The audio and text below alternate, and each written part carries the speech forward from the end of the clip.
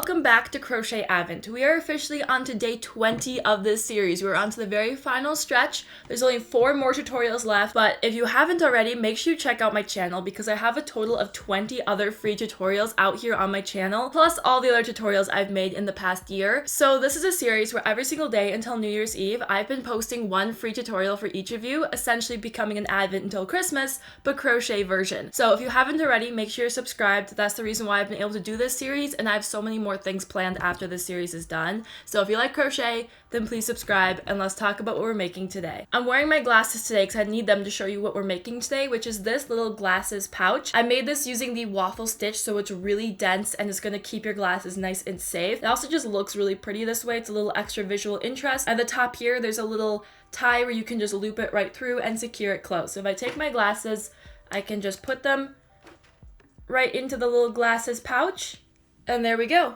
They are now safe and sound. Now let's jump into the tutorial for this. For this tutorial, I'm going to be using weight for acrylic yarn. I'm going to be using this blue here for the base and then this yellow just for a little border. You can make this entire thing in one color if you want to, but I think it's really pretty to add a little border. And then you're also going to need a 4mm crochet hook. So I'm going to go ahead and put my yellow yarn to the side because I'm not going to need that for a while, and I'm going to start working with my main color. And I would just like to note that you can very easily adjust the numbers to make this bigger if you need it to fit a bigger size of glasses.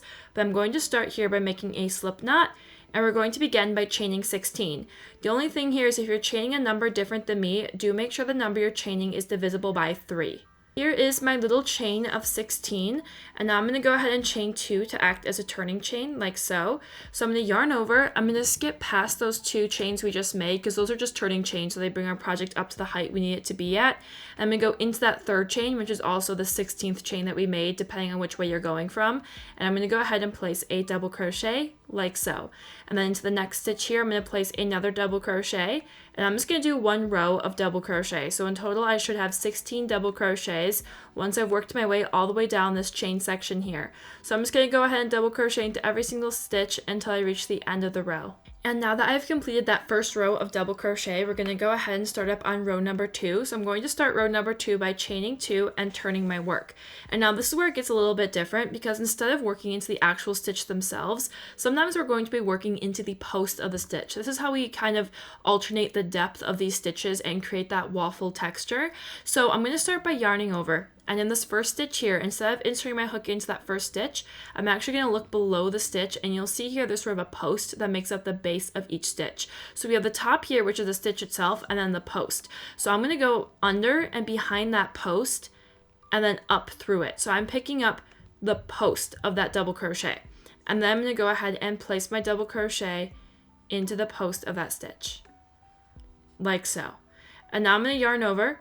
And I'm going to go into the next stitch, and this time we're working into the actual stitch themselves because again we want to alternate the height, so anything we place under a post is going to be taller than what we place into the actual stitches. So now I'm going to place 2 double crochets into these next 2 stitches. So here's 1 and 2, and I'm working into the actual stitches themselves, like so. And now for this next stitch, I'm going to yarn over, and again we want to work under the post, not into the actual stitch itself. So I'm going to go to the stitch and go below so I can see the post of the stitch here. I'm going to go behind it and then back up. So I'm scooping it right onto my hook like so, and then I'm going to place a double crochet, like so. So you can see here that this stitch we just made sits taller than the stitches we placed before. So this is perfect. This is how we're going to get that waffle shape. So now we're going to go ahead and place another 2 normal double crochets. So going to the next 2 stitches, I'm going to place a double crochet, like so. And then into that 3rd stitch, I'm going to yarn over. I'm going to go under the post and scoop that up and place a double crochet, like so. And then we're just going to repeat that pattern. So again, 2 double crochets, working into these next 2 stitches here. And then into that 3rd stitch, I'm going to go under the post and scoop it up, and then place that double crochet. And then 2 plain double crochets. And then placing that 3rd double crochet underneath the post of that previous stitch. And then again, 2 plain double crochets. And by the time I've placed these last 2 double crochets, there should just be 1 stitch remaining. This is why it's important that you chain in groups of 3. So if the stitch count was all done correctly, you should have just 1 stitch remaining here at the end. So I'm going to yarn over, insert my hook behind that last stitch, like so, and place a double crochet, like so. So this is what it's looking like right now. We have some stitches sitting taller than others, and now we're going to go ahead and start row 3.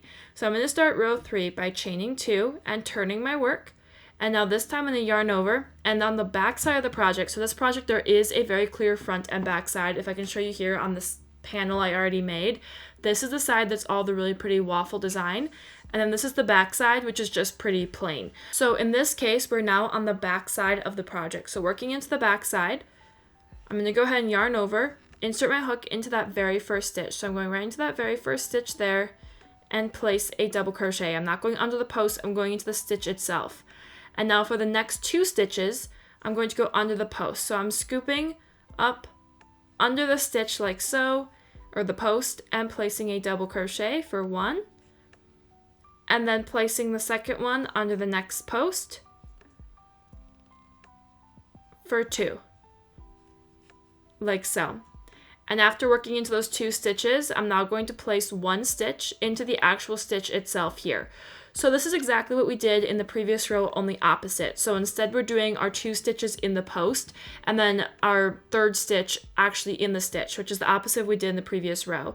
So again, I'm going to yarn over, insert my hook underneath the post of this next stitch, double crochet, yarn over, insert my hook under the second post, double crochet, and now into this 3rd stitch here, I'm going to insert my hook into the actual stitch itself and place a double crochet like so. And then again, I'm going to yarn over, and now we're going to do 2 double crochets behind the posts of those 2 stitches of the previous row,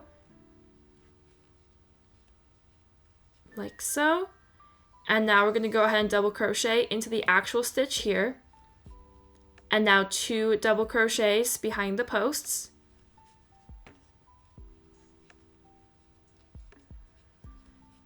and then double crochet into the actual stitch, and 2 double crochets into these stitches. So then there should be just 1 stitch remaining at the very end. If it's lined up correctly, again, we should just have 1 stitch remaining after working into those 2 stitches. So into this last stitch here, I'm going to go ahead and place a double crochet, like so. So that is row 3 completed, and now we're going to go ahead and start row 4. So I'm going to chain 2 and turn my work. And so row 4 is the front of the project. So the front of the project we do opposite to the back of the project. So now on this side, I'm going to yarn over, and I'm going to go behind this very first post here. So the very first stitch, I'm just scooping up the post of that very first stitch and placing a double crochet, like so. And now into the second stitch, I'm going to place a double crochet, and into that next stitch, double crochet, and I'm just working into the normal stitches here, because again, we're doing the opposite as the previous row. Yarn over, and now into this 3rd stitch, I'm going to insert my hook behind that post and place a double crochet, like so. And now after that, I'm going to do 2 stitches here, just plain into these actual correct stitch points. Yarn over, and now I'm going to scoop up and go behind the post and place a double crochet. And then 2 double crochets into the next 2 stitches. Oops. And then a double crochet behind that post for the 3rd double crochet, like so. And then 2 double crochets into these next 2 stitches, just normal. And now I'm going to double crochet behind the post. And now 2 double crochets. And now I just have 1 stitch left, as I should. That's how we know the stitch count is still correct. I'm going to insert my hook behind the post of that very last stitch and place a double crochet like so. And so there is row 4 completed, and now we're going to go ahead and start row 5. So I'm going to start by chaining 2 and turning my work, and now we're working on the back of the project. So again, the back of the project is going to be the exact opposite as the rows we do on the front of the project. So I start by placing a normal double crochet into that first stitch, and now into these next 2 stitches, I'm going to be working into the back post here. Oops, if it'll let me, there we go. So scooping up the actual posts, I'm just scooping up the post and working through those, placing double crochets. And then I'm going to place the 3rd double crochet into the actual stitch itself. and then 2 double crochets behind these posts. So again, we're just doing the exact opposite as we did in the other row, where I'm working into the posts on the opposite stitches. And then a double crochet into that next stitch, and then a double crochet behind the next 2 posts. Oops. And then a double crochet into the next stitch, double crochet behind those next 2 posts, double crochet into that next stitch, double crochet behind those 2 posts. And then once we're done with that, there should be 1 stitch remaining where we can place our final normal double crochet, like so.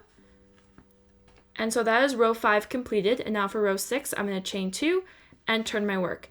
And so here you can see that waffle shape taking place on the front of the project, and now you're going to repeat that exact same manner of stitches, so you're going to alternate depending on which side or which row you're working on. So just as I had demonstrated kind of how you go back and forth switching between those 2 rows, whether you're working on the front or the back of the project, I'm just going to go ahead and repeat this, and again, you can build this up for as many rows as you want to fit the glasses you're trying to fit this with, but I'm going to go ahead and build this up for a total of 18 rows. So I'm going to do 18 rows here, and then I'll be back. After completing those 18 rows, we have this really pretty waffle stitch, and this is also tall enough that if I grab my glasses, you can see here it's going to be a nice fit for my glasses, like so.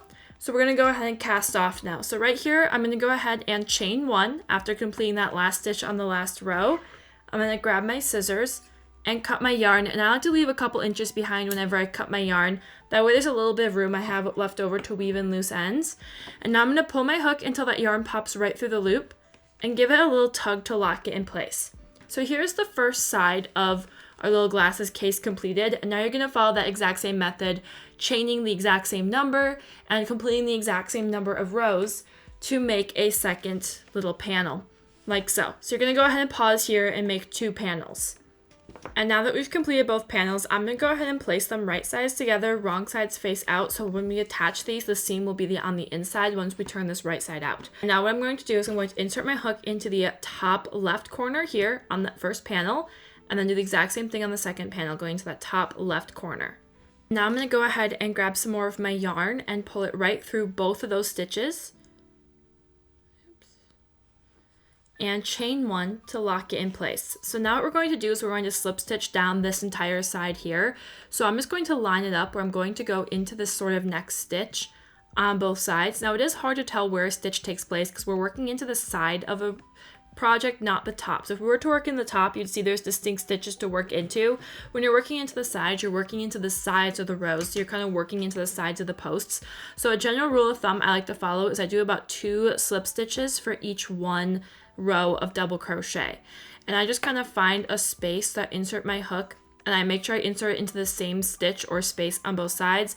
So I'm making sure that both panels are nicely lined up as I'm completing this slip stitch, so they're all lined up as I'm working my way down. And when I slip stitch, I insert my hook into the stitch on both sides, pick up my yarn and pull it through all the loops on my hook.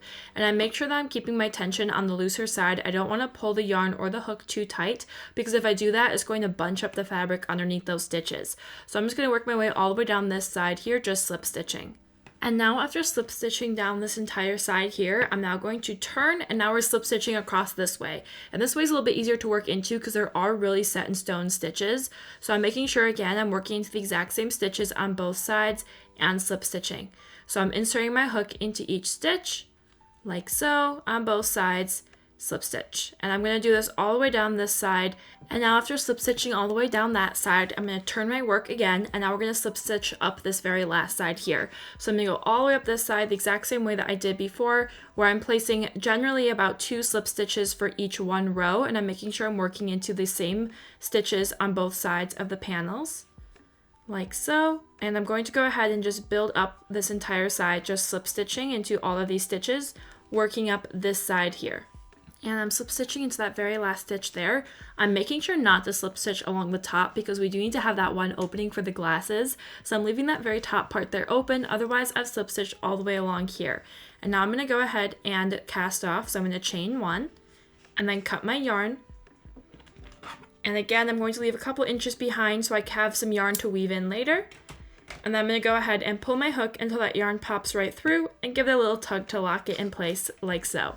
And now I'm going to make a little connector or closure, and this is where I'm going to use the new color of yarn, which you can use the exact same color. I just thought it'd be pretty to add a little yellow accent. So I'm going to start with the bigger of the two loops, and here you can see there's kind of these little square sections. So there's about 1, 2, 3, 4, 5 squares going across. So I'm going to go 2 squares in, and then here on this third square, which when I say square, I just mean where we have those 2 double crochets that kind of pop out. So you can see there's these little sections of double crochets. So 1, 2, 3, 4, and 5. So these 2 stitches that kind of pop out here, I'm going to insert my hook into the further right of those 2 stitches, like so.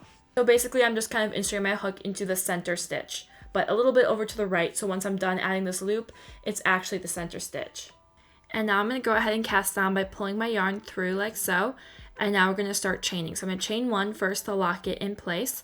And then the number of chains you do is really up to you. I'm going to do a total of about 15 chains, I'm thinking. But I'm just going to start chaining and see how long I'm going to end up making it. Okay, so I went ahead into 24 chains. So if I bring it right back down to the project to create a loop, we've got a nice loop that's about this big here. And so now I'm going to go ahead and attach it. So I'm inserting it into out of those 2 stitches again that are kind of popped forwards. I'm inserting my hook into the one further to the left. So these 2 stitches, we started with the one on the right side. Now I'm going into the left side here and slip stitch like so. So there's the little loop. And now I'm going to go ahead and cast off. So I'm going to chain 1 and then cut my yarn. Again, leaving a couple inches behind like so, and then pull it and give it a little tug to tighten it. So there's our first loop, and now we have to go ahead and make a loop on the other side. So I'm going to flip my work, and now we're going to do that exact same thing. So out of these little sections here, which are 5, I'm going to go 1, 2, 3, and then into that little third section. So we're placing this in the exact same spot as we did before. So again, going off of these little squares, I'm going into that middle one, or that third one, and I'm going into that right stitch of those 2 stitches. And again, I'm going to cast on by pulling the yarn right through that stitch and chaining 1 to lock it in place, like so. And now I'm going to begin chaining, only this time I'm going to chain significantly less. So I went ahead and made a chain of 4. That way, if I were to bring this back down to my project, it makes a really tiny little loop. So I'm going to insert my hook into the stitch to the left of the one we cast it on from, right into that left stitch, and slip stitch, like so. And now I'm going to go ahead and chain 1, and then I'm going to cut my yarn again a couple inches down, and then pull my hook until that yarn pops right through and give it a tug to lock it in place. So this is all of the crocheting parts completed. Now we just need to go ahead and weave in all of these loose ends that the project has produced. And then once you're done weaving in those loose ends, then you can go ahead and turn the project right side out. And obviously I still have yet to weave in the loose ends, but I'm just showing you here, once you've woven in those loose ends, you turn this right side out, and then you can keep your glasses right in this little nicely padded waffle case. And then the way you close it is you take the bigger loop and thread it right through the smaller loop, like so, to seal it closed, like so. I'm also going ahead and adding a little border here of single crochet stitches with the yellow yarn. This is completely optional. I just decided to do it last minute because I wanted a little extra pop of yellow at the very top of this glasses case. So I'm just going all the way around the opening here, just placing a single crochet stitch into every single stitch. So obviously I still do have to weave in loose ends, but now here is that completed little glasses case with a pretty little yellow border now at the very top. And here is the finished little glasses case with the little yellow border around the outside here. I am so happy with this waffle stitch. I think it adds such a fun little visual interest. So this is all it is, super easy to make. If you have any questions throughout this tutorial, feel free to leave those in the comments down below. Otherwise, I'll see you tomorrow for our next crochet advent. So I'll see you then. I hope you have a great day. Until then, I'll see you very soon. Goodbye.